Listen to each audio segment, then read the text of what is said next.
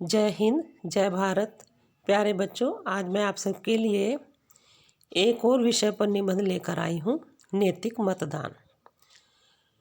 मतदाता जागरूकता अभियान के अंतर्गत मतदान हमारा अधिकार भी है, कर्तव्य भी।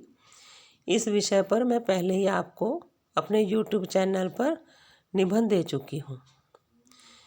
स्वीप कार्यक्रम के अंतर्गत जहाँ जहाँ चुनाव हो रहे हैं वहाँ वहाँ नैतिक मतदान के ऊपर निबंध प्रतियोगिताएं हो रही हैं। यह निबंध न केवल इन प्रतियोगिताओं में आपके काम आएगा, बल्कि दूसरे कम्पिटिटिव एग्जामिनेशंस में भी यह आपकी बहुत हेल्प करेगा। तो चलिए शुरू करते हैं नैतिक मतदान। शुरुआत मैंने 2 लाइनों से की है। नैतिक मतदान में है देश की सुरक्षा व खुशहाली, एक गलत वोट ना ले आए कहीं देश में बदहाली।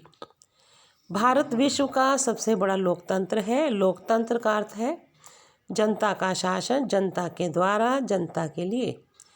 स्पष्ट है, जनता लोकतंत्र की आधारभूत इकाई है। भारतीय संविधान में भारत की जनता को अपने लिए अपना शासक चुनने का अधिकार प्रदान किया है। 18 वर्ष से अधिक उम्र का कोई भी व्यक्ति अपने मताधिकार का प्रयोग करके अपनी इच्छा अनुसार अपने शासक को चुन सकता है। अतः मत का बहुत अधिक महत्व है, इसलिए हम सबका भी नैतिक कर्तव्य है कि हम अपने मत का सही ढंग से नैतिक रूप से प्रयोग करें। तो बच्चों, अगर आपको हेडिंग डालनी है तो यहाँ आप प्रस्तावना डाल सकते हैं और यहाँ आप डाल सकते हैं नैतिक मतदान का क्या अर्थ है। और हाँ बच्चों, यदि अभी तक आपने मेरा चैनल सब्सक्राइब नहीं किया है तो जल्दी से जल्दी चैनल सब्सक्राइब कर दें और बेल आइकन भी दबा दें, ताकि आपको मेरे आने वाली वीडियोस का नोटिफिकेशन मिलता रहे। आपका सब्सक्रिप्शन हमें नए नए विषयों पर और अधिक मेहनत करने के लिए प्रेरित करता है, इसलिए मेरे चैनल को खुद भी सब्सक्राइब करें और औरों से भी करवाएं। तो चलिए आगे बढ़ते हैं। मत से तात्पर्य वोट से है। हमारे द्वारा दिया गया एक वोट हमें या तो विकास की ओर ले जा सकता है या पतन की ओर। अतः आवश्यक है कि प्रत्येक मतदाता अपने नैतिक मतदान को लेकर जागरूक हो। इसलिए मतदाताओं को अपने मतदान के लिए जागरूक बनाने के लिए प्रतिवर्ष 25 जनवरी को मतदाता जागरूकता दिवस मनाया जाता है।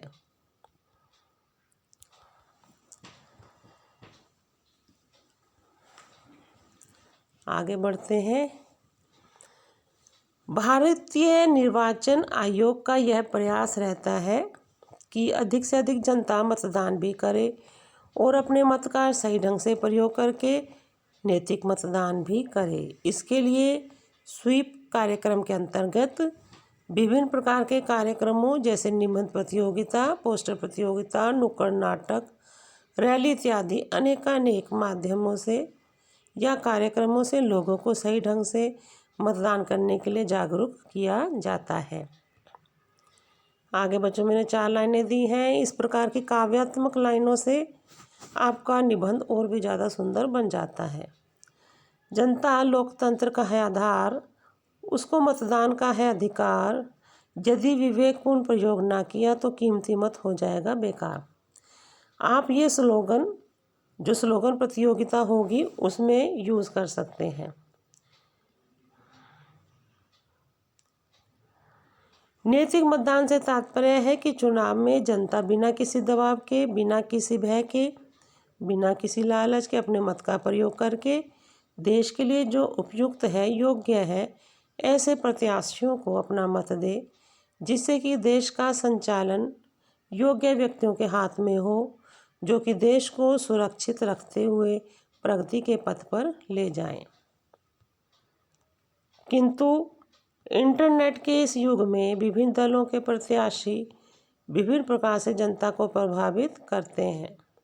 आप जानते हैं बच्चों, यूट्यूब, फेसबुक, ट्विटर इत्यादि माध्यम से प्रोपेगेंडा चलाया जाता है विभिन्न दलों के लोगों द्वारा। भांति भांति की अफवाहें फैलाई जाती हैं ताकि जनता का रुख उनके प्रति मुड़ जाए। तो यह आपको देखना है कि कौन सही है कौन गलत है। अयोग्य, निकम्मे, स्वार्थी एवं आपराधिक किस्म के नेता शासन सत्ता में आने के लिए जनता के वोट को खरीदने का प्रयास करते हैं। कहीं मिठाई के डिब्बे, कहीं शराब की बोतलें, कहीं करारे करारे नोट, कहीं प्रेशर कुकर, कहीं कंबल, कहीं साड़ियाँ, ऐसे तरह तरह के उपहार देकर लोगों के बेश कीमती वोट खरीदने का प्रयास होता है। और इन छोटे छोटे उपहारों के लिए कुछ लोग अपने देश की सुरक्षा खतरे में डालकर अपने वोट बेच भी देते हैं। कहने का मतलब है कि लालच में आकर लोग गलत व्यक्ति को वोट दे देते हैं और गलत व्यक्ति के हाथों में शासन सत्ता सौंप देने का मतलब देश को भी खतरे में डालना है। 4 लाइनें दी हैं बच्चों। मिठाई के डिब्बे में, शराब की बोतल में, चंद करारे नोटों में, पनीर टिक्का होटल में, जयचंदों के हाथों में बेच आए देश और ईमान, लालच में डुबो दिया अपना नैतिक मतदान। तो ऐसे स्लोगन्स देने से बच्चों आपका ऐसे और भी ज़्यादा सुंदर बन जाता है। तो आप कोशिश करें जब आप ऐसे लिखें तो ये स्लोगन्स भी उसमें ज़रूर लिखें। तो इस प्रकार का मतदान अनैतिक मतदान कहलाता है। कहने का मतलब है कि अगर हम लालच में आकर या उपहार लेकर मतदान दे रहे हैं तो ये नैतिक मतदान तो बिल्कुल भी नहीं होगा। चंद टुकड़ों की खातिर हम ऐसे अयोग्य लोगों को चुनकर शासन सत्ता में भेज देते हैं जो फिर बाद में हमारा ही शोषण करते हैं और फिर हम शिकायतें करते हैं कि हमारे मोहल्ले की सड़कें नहीं बनी, सड़कों में गड्ढे हैं, हमें सुविधाएं नहीं मिल रही। क्योंकि जो आज हमें पैसा खिला रहे हैं गद्दी पर बैठने के बाद, वो पैसा जो उन्होंने चुनाव जीतने में लगाया है वे निकालेंगे ही, यह निश्चित है। अतः हमारा ये नैतिक कर्तव्य है कि हम ऐसे ईमानदार व्यक्तियों को चुनें जो शासन सत्ता में आने के बाद हमारे द्वारा दिए गए कर के पैसों को हमारी व देश की उन्नति व सुरक्षा के लिए ही खर्च करें, न कि अपने आने वाली 7 पीढ़ियों के लिए स्विस बैंकों में वे पैसा इकट्ठा करें। मतदान से लेकर मत गिनने तक की व्यवस्था में निर्वाचन आयोग को हजारों लोगों को काम पर लगाना पड़ता है व करोड़ों रुपया खर्च करना पड़ता है।